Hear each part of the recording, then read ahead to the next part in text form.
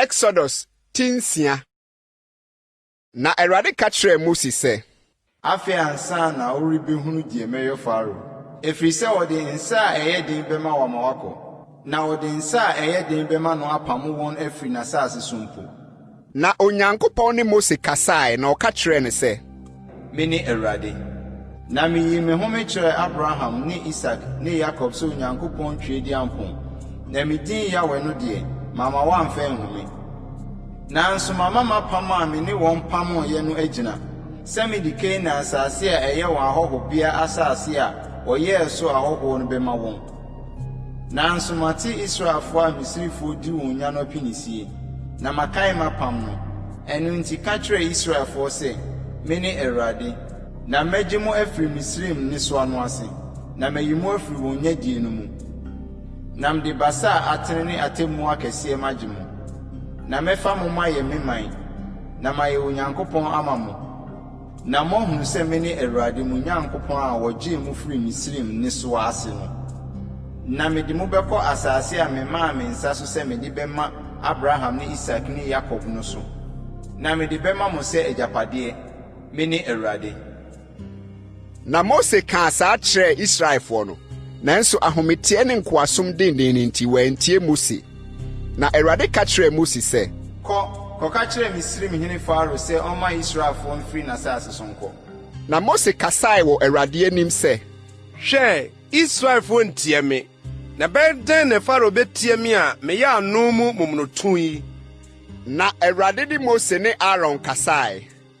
Na ɔhyɛɛ wɔn sɛ wɔnkɔ Israelfoɔ ne Misrim hene Faro nkyɛn nkɔyi Israelfoɔ no mfiri Misrim asase so. Yenom ne wɔn agyanom afie mu atitiri.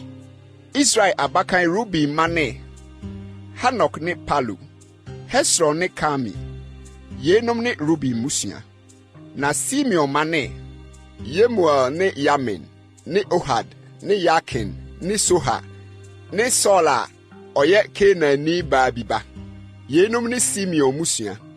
Na yenom ne Lewi madin wɔn awoɔ ntoatoasoɔ mu.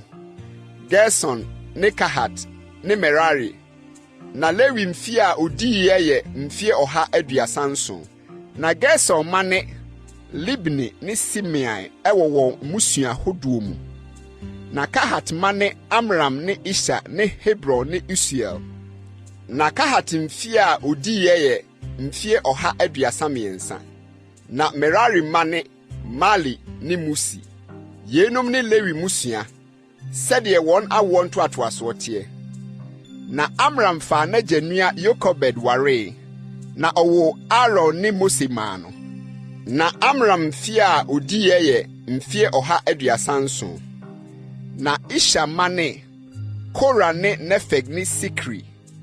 Na Usiel ma ne Misiel ne Elisafan ne Sitri.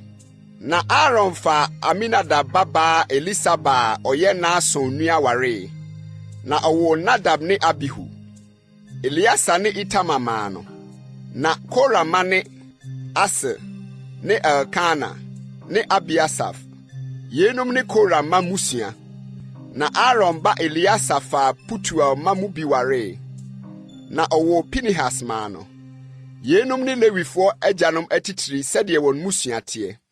Yenom ne Aaron ne Mose a Awurade ka kyerɛ wɔn sɛ, munyi Israelfoɔ mfiri Misrim asase so. Sɛdeɛ wɔn dɔm teɛ no.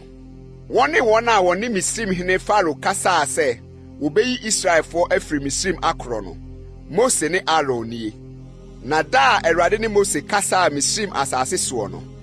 Awurade ka kyerɛ Mose sɛ, Mene Awurade, ka deɛ mɛka makyerɛ wo nyinaa kyerɛ Misrim hene Faro.